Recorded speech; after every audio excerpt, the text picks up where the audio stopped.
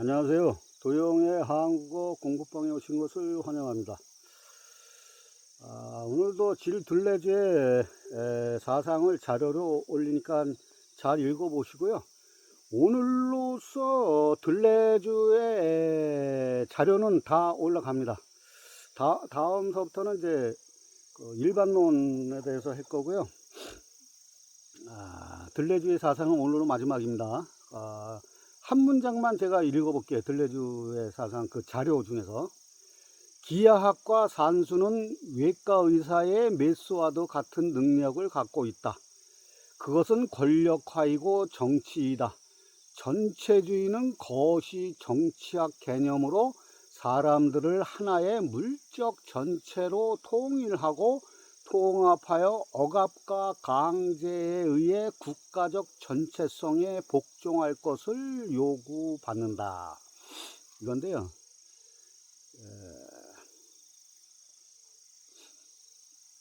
같은 그 현대 철학자들은 제가 5가지 공통점을 얘기했잖아요. 그 중에 다 걸린다 그랬잖아요. 그러면서 또 하나의 공통점을 더 말씀드린다면은 현대 철학자들의 대부분의 그 개념이 있는 현대 철학자들은 이 정치 권력 구조에 대해서 관심이 많아요. 그래서 파시즘이라든지 전체주의라든지 독재라든지 이런 거에 대한 비판 정신이 다 갖고 있어요. 저도 뭐 그런 쪽에 관심이 많지만은 아주 대체적인 공통점 중에 하나가 되겠습니다. 들레주도 마찬가지고. 자, 이렇게 해서 들레주의 모든 사상은 오늘로 끝났습니다. 그리고 오늘 제가 말씀드리고 싶은 거는 거짓말 시리즈 제 58탄 예언의 허구성. 오늘은 뭐 비가 오는 것 같기도 하고 안개가 많이 꼈는데 안개비가 오는 것 같기도 한데요. 계속 진행하겠습니다. 예언이라는 게 점하고 똑같은 거예요. 이게 같은 맥락인데 저번에도 말씀드렸죠. 이것도 예언은 미래에 일어날 일을 미리 알거나 이를 타인에게 전달하는 행위를 의미한다. 이게 사전적인 의미고요. 예언의 종류가 2가지가 있는데 종류가 뭐냐면 처음엔 자살적 예언. 이거는 예언의 영향으로 인해 오히려 예언된 결과가 발생하지 않게 되는 경우. 스스로 이제 없어지는 거예요, 이게. 두 번째는 자충적 예언. 예언의 영향으로 인해 실제로 그 내용이 현실화되는 경우를 의미한다. 이건 결과론적인 거, 이게 결과론적인 건데 하여튼 요렇게 이제 대별할 수가 있습니다. 하여튼 이것도 시대적인 산물이에요. 당대 문제 해결의 방법으로 하나의 시대적인 산물이에요. 시대적인 산물인데 엉터리지.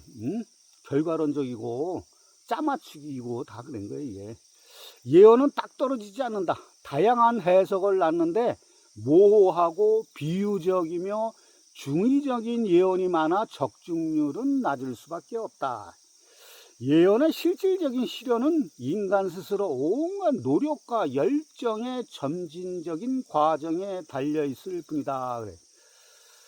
사람은 노력을 해야지. 그런 것만 믿고 있으면 안 되죠. 하던 뭐 예언도 마찬가지고 점도 마찬가지고 고대에서도 지금까지 제가 그랬잖아요. 저 동전 던지기라고 OX 게임이라고. 옛날 고대인들도 그렇게 했다고 그랬잖아요. 가죽에다가 OX 앞 뒷면에 OX 휙 던져가지고 한 해 시작했을 때 그렇게 해가지고 점친다 그랬잖아요. 그게 그냥 재미로 하는 거지. 이게 뭐 대선 때만 되면 뭐 정치적인 거면 누가 당선된다. 아니 그 OX게 50대 50인데 그 누구는 못 맞춰. 아까 얘기했잖아. 자살적 예언. 걔가 누가 스님이라든지 뭐 어디 예언가에 나와가지고 해가지고 못 맞췄어. 그게 이제 자살적 예언이에요. 그러면 싹 들어가. 근데 자충적 예언은 뭐냐면 딱 맞췄다 이거.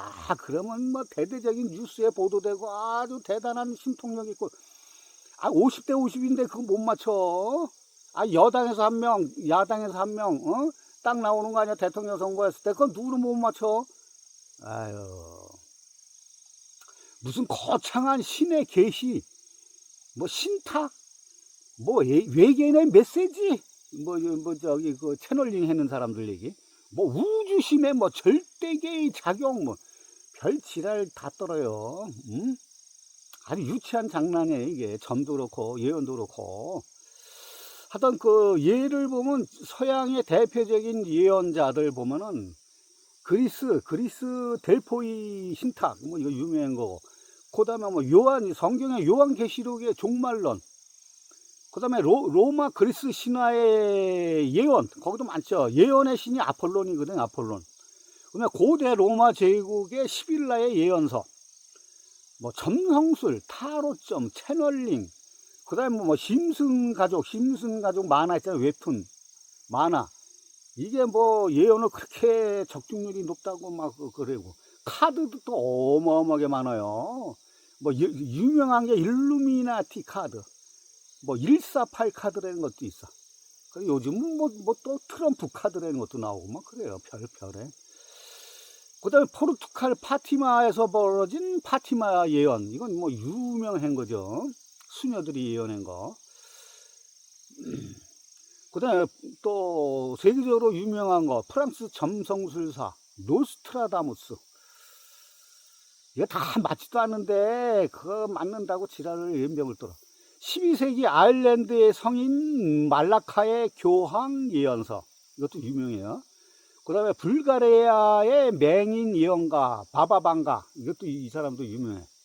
그 다음에 전 세계에서 가장 유명하고 영향력 있는 살아있는 노스트라다무스라 불리는 영국의 예언가 뭐 해밀턴 파커, 그 다음에 레바논 출신의 유명한 예언가 칼릴 지브란, 그리고 미국의 뭐 잠자는 예언가 뭐 에드가 케이시, 이것도 유명한 사람이죠. 그 다음에 미국의 여성 심령술사 직 딕슨도 유명해요. 그러면서 직 딕슨 효과라는 게 있어. 이건 뭐냐면 이제 템플 대학교의 수학자 존 앨런 파울로스는 딕슨의 많은 잘못된 예측을 무시한 채 그녀의 몇 가지 정확한 예측을 홍보하는 경향을 탐구하며 이러한 습관을 진 딕슨 효과라고 명명했다고 합니다. 그러니까 뭐 수백 가지 예언을 했는데 그 중에 한두 가지가 맞으면은 그걸 대대적으로 홍보를 하는 거요. 그게 예언이에요. 다른 거 아니야. 요즘에 그 저기 경제 채널이 많잖아요. 경제 채널을 말하면 거기 주식을 찍어주잖아. 그러면 지가 저기 그 투자해지. 왜 지는 투자 안 하고 사람들 보러 투자해라고 그래. 수많은 그 주식 얘기해놓으면서 한두 가지 적중하면 유명하다고 막 그런 거예요. 다 똑같은 거예요, 이게. 동양의 대표적인 예언을 보면 뭐 경전들이 많죠. 그러면 도사들도 많잖아요. 도사들의 비결서가 무지무지 많아요. 뭐 주역이라든지 천문학, 음양오양, 풍수지리, 도참사상, 명리, 장명, 비기, 뭐 무지무지 많아요. 동양도 서양에 비교할 것도 아니야. 응?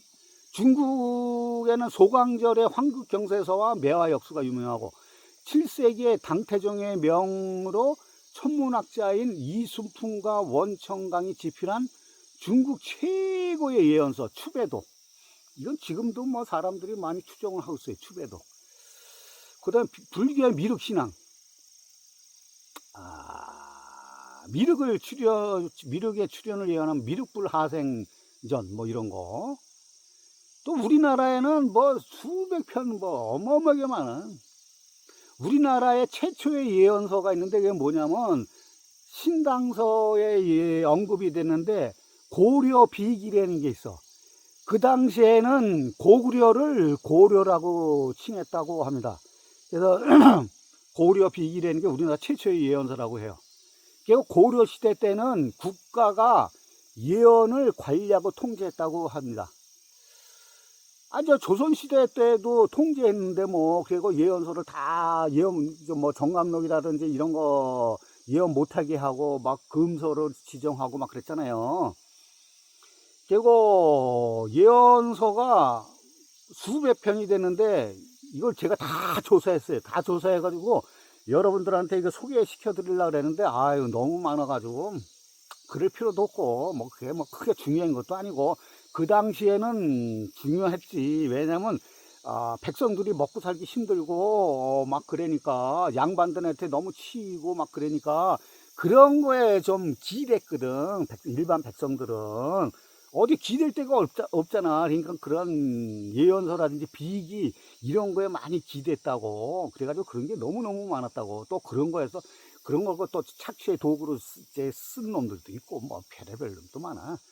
잠깐 말씀드리면 기말록이라서 기말록에 20편이 수록이 돼 있고 경고라는 예언서가 있는데 거기 목록이 있어요. 경고 목록에 30편이 예언서가 수록이 돼 있어요.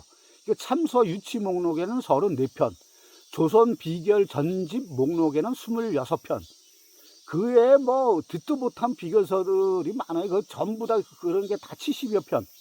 총 해가지고 180여 편이 지금 전해지고 있어요. 그 외에도 무지무지 많지. 그 대표적인 예언서를 보면은 정감록, 유명한 정감록.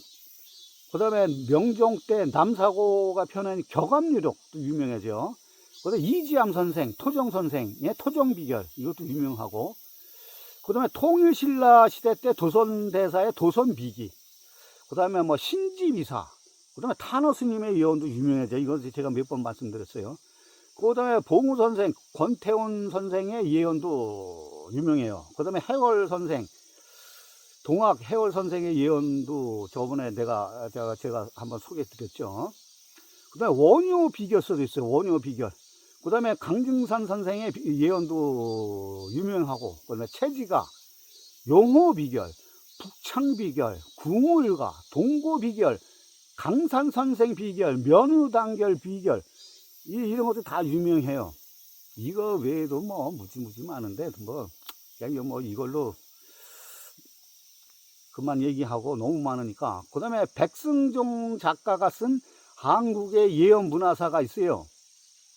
여기에 뭐라고 얘기하냐면 백 작가가 한국의 예언은 성리학에 대항하기 위한 대항 이데올로기로서 쓰여졌다고 주장을 합니다. 물론 성리학에 대항하기 위해서도 썼겠지만은 제가 아까 말씀드렸듯이 그런 것 때문에 그런 거예요. 백성들의 기대고 싶은 거, 현실 도피하고 싶은 거, 그런 것 때문에 그런 거예요. 자꾸만 한쪽으로는 종교에 심취하고 한쪽으로는 예언이라든지 비기라든지 이런 때 심취하고 그런 거예요. 이게 백성들의 삶이 얼마나 고달퍼. 그러니까 내 주체적인 사상이 주체성이 없으면 다 그럴 수밖에 없는 거 아니에요. 그 현대 예언도 무지 많잖아. 현대 예언 뭐 월드컵 때만 뭐 문어가 점을 친다고 문어점이. 아유, 걔가 우리나라의 통일 뭐 몇 년도에 통일된다고 그런 것도 무지 뭐 우리나라뿐만 아니라 전 세계 예언가들이 다 그래. 보통 이것도 몇 번 제가 언급했어요. 2025년서부터 예언이 나오는데 2025년은 지났잖아요. 지났는데 통일 안 됐잖아. 그러니까 예언이 되는 게 웃긴 거야. 제일 많이 우리나라가 통일된다는 게 2028년, 29년, 30년이야. 요때가 제일 많아. 그러니까 뭐 몇 년 내에 이제 뭐 통일될지 안 될지 이제 두고 봐야 되지. 어? 제가 뭐 우리나라가 세계 최강국이 된다고 전 세계를 선도할 문명국가, 구청 개벽의 정신분명에 도래할 때 우리나라가 전 세계를 선도하겠다는 그런 것들도 뭐 수백 가지, 수천 가지가 돼요. 그건 나중에 이제 제가 말씀드릴 거예요.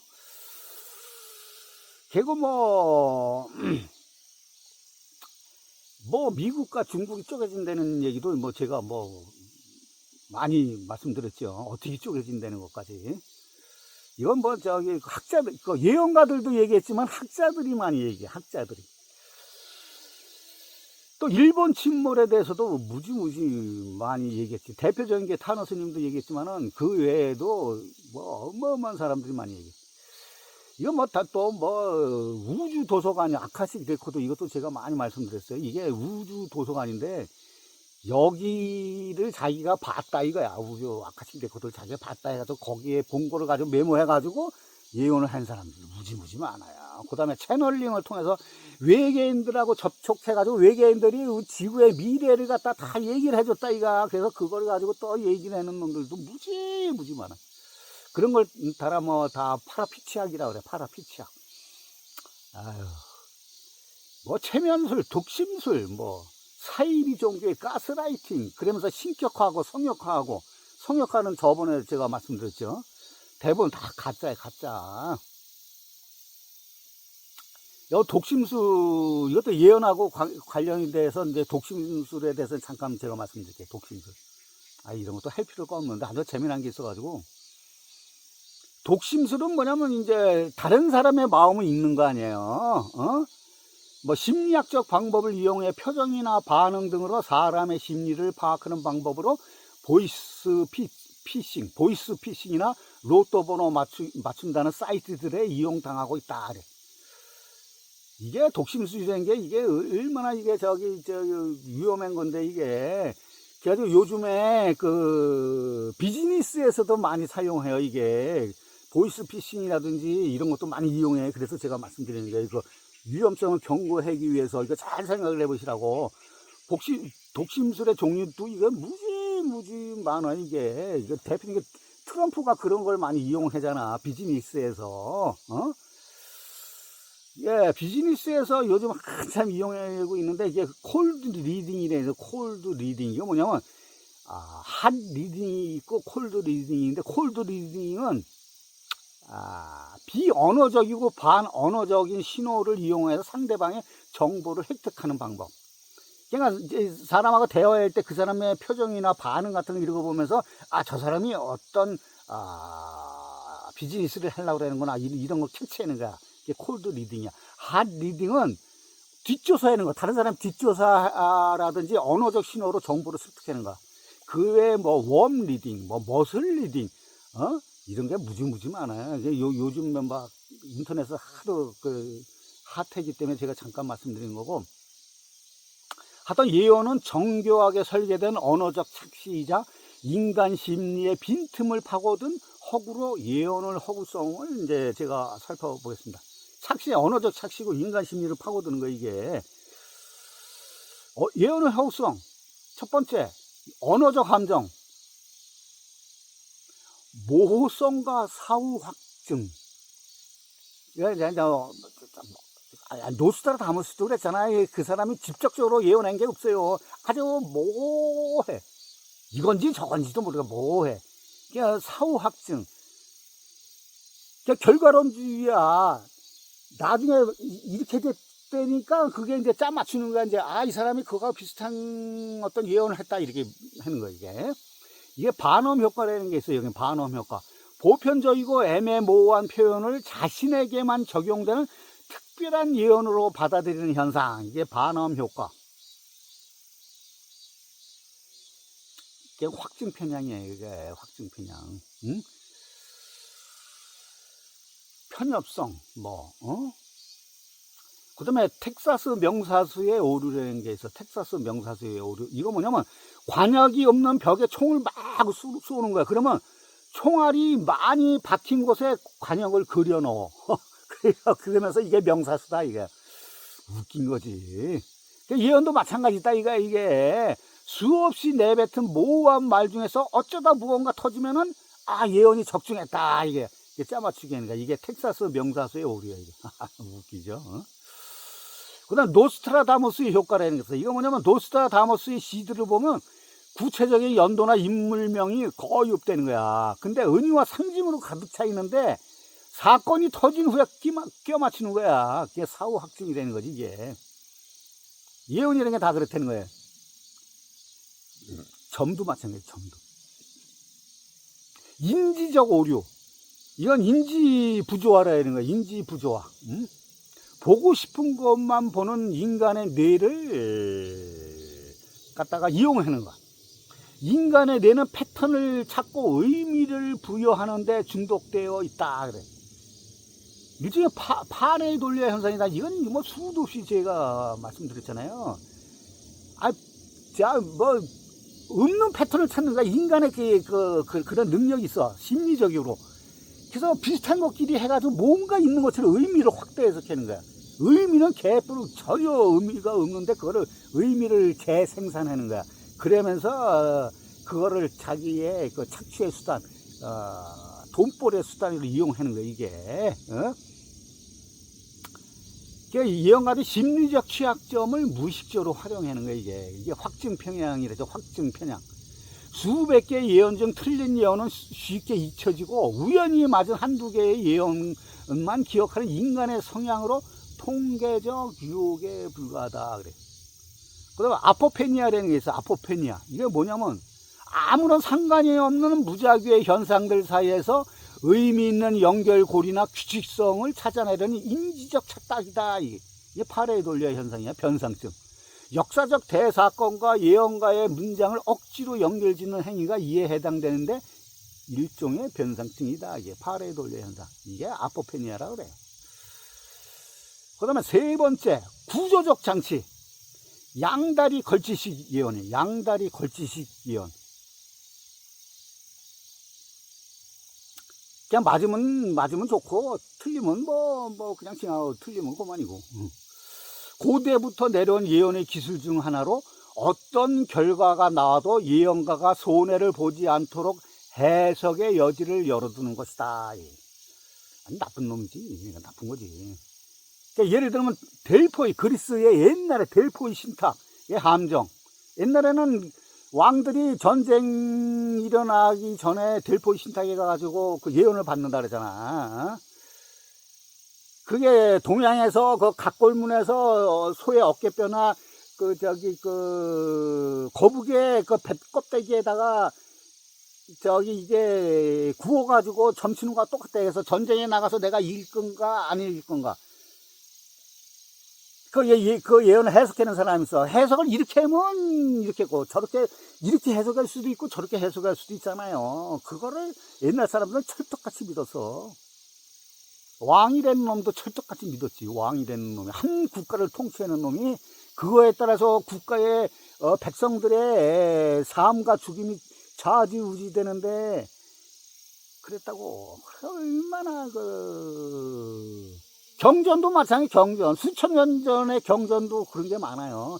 그래서 제가 그런 걸 믿지 말라 그랬잖아요. 지금은 21세기는 안 맞는다 그랬잖아요. 그게 뭐야, 경전이라든지 점이라든지 이게 다 절대계를 신봉하는 거거든. 절대계. 그래서 제가 절대계를 신용 안 한다 그랬잖아요. 다 연결되는 거예요. 델포이 신탁의 함정이 뭐냐면 고대 그리스 라디아의 왕 크레이소스가 페르시아를 공격하기 전에 델포이 신탁의 조언을 구했는데, 신전에서는 뭐라고 신탁이 내려왔냐면, 만약에 전쟁에 나가면은 너는 거대한 제국을 파괴할 것이다 라는 예언을 내렸어요. 그러니까 어떻게 아니, 크레이소스 왕은 승리를 확신해야 할 거 아니야. 거대한 제국을 파괴할 것이라니까. 그러니까 가가지고 작살을 났다고. 작살 나가가지고 자신의 제국이 멸망을 했어. 파괴됐어. 이건 뭐야? 전쟁에 나가면 거대한 제국을 파괴할 것이라는 게 상대방 제국이 아니라 자신의 제국이라는 얘기야. 해석을 이렇게 할 수도 있고 저렇게 해석할 수도 있잖아. 이처럼 예언은 어느 쪽이든 해석이 가능하도록 설계되어 있다. 이게 델포이 신탁의 함정이에요. 그 다음에 네 번째, 사회 심리학적 비판. 이거는 자기 실현적 예언과 공포 마케팅. 예언은 단순히 개인의 착각에 머물지 않고 사회적 부작용을 낳는다. 그냥 거기에 너무 심취하면 사회적 부작용을 낳는데, 사회적 부작용이 자기한테 돌아오는 거야. 자기도 망가지는 거야. 자기 인생 망가지는 거야. 돈도 다 뺏기고 착취당하고 다 그러는 거야. 인생이야 불쌍해지는 거지. 그런데 매달리면 종교에 매달리고 예언에 매달리고 점에 매달리고 이데올로기에 매달리고 막 그러면 자기 주체성을 잃어버리면 인생 망치는 거예요, 이거는. 여기는 뭐가 있냐면 자기 실현적 예언 그 자체에는 힘이 없지만 사람들이 그 예언을 믿고 행동을 바꿈으로써 실제로 그 일이 일어나게 만드는 현상이다.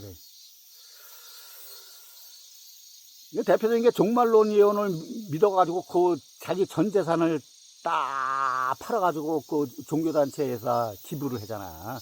극단적인 선택을 하는 이런 부작용이 있는 거예요. 이것이 사회적 병리 현상이에요, 이게. 응? 자기 실현적이에요. 사회심리학적 비판이에요, 이게. 그러면 또 뭐가 있냐? 위기론과 공포 마케팅.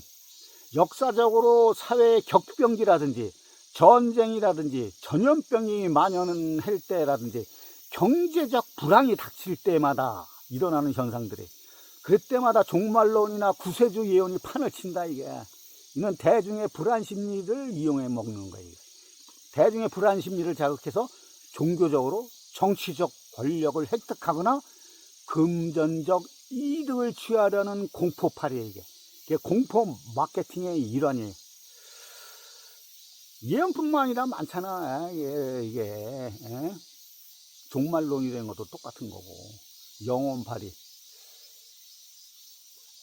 뭐 환생팔이, 뭐 다 그런 게, 이거 그런 건 뭐 수도 없이 제가 말씀드렸기 때문에 뭐 상식적인 얘기니까 더 깊이는 안 들어갈게요. 뭐 깊이 들어가면 이것도 뭐 얘기할 자가 너무 많은데, 다 또 우리 현실 생활하고 다 연결이 돼요. 지금 정치적 상황, 경제적인 상황, 사회적인 상황 다 연관이 돼요. 연관이 돼.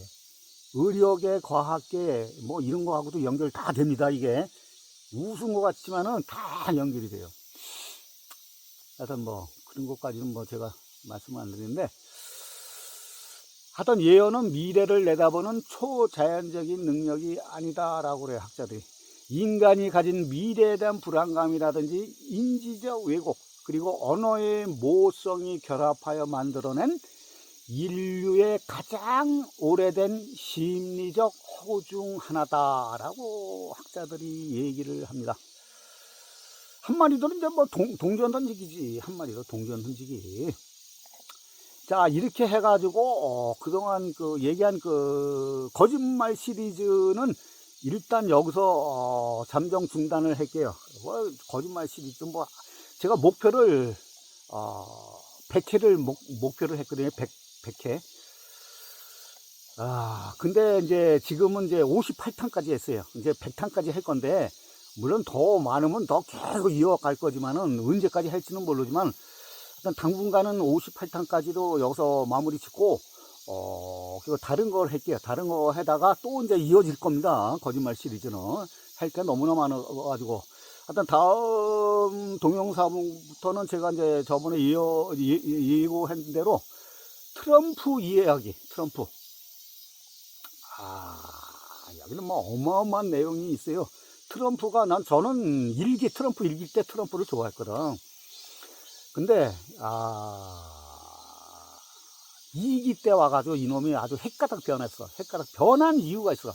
이거 트럼프를 이해해라. 왜 그놈이 그렇게 변했고, 왜 엉뚱한 짓거리를 하고 미국을 지금 말아먹으려고 하고 있고, 전 세계 그 자유시장 체제를 완전히 붕괴를 시키고, 국민들을 아주 옥죄고, 여러 가지 우리가 도저히 이해할 수 없는, 전 세계 패권 국가로서 경찰 국가 노릇을 했는데 그걸 다 걷어차고, 지 복을 지 발로 찬 시진핑하고 똑같은 짓거리를 하고 있는, 이해할 수 없는 거를 왜 그렇게 되는지 제 나름대로 한번 분석을 해봤습니다. 그거를 4회에 걸쳐 4번에 걸쳐서 제가 다음 동영상서부터는 트럼프 이해하기, 트럼프 이해하기를